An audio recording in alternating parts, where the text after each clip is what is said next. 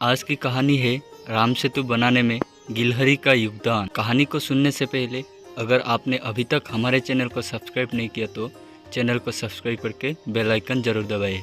साथ ही लाइक करना ना भूलें। माता सीता का हरण होने के बाद भगवान राम को लंका तक पहुंचने के लिए उनकी वानर सेना जंगल को लंका से जोड़ने के लिए समुद्र के ऊपर पुल बनाने के काम में लग जाती है।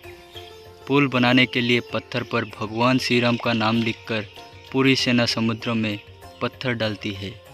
भगवान राम का नाम लिखे जाने की वजह से पत्थर समुद्र में डूबने के बजाय तैरने लगते हैं।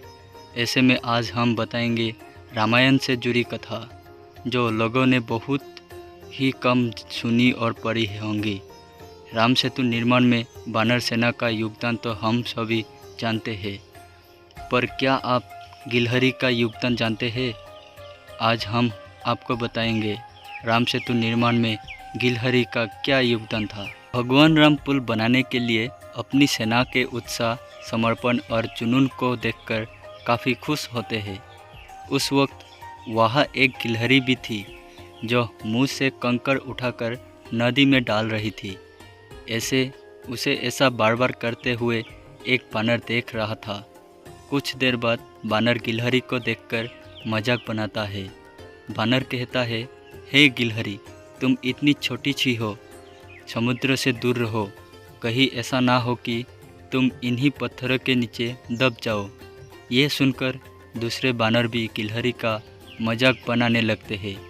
गिलहरी ये सब सुनकर बहुत दुखी हो जाती है।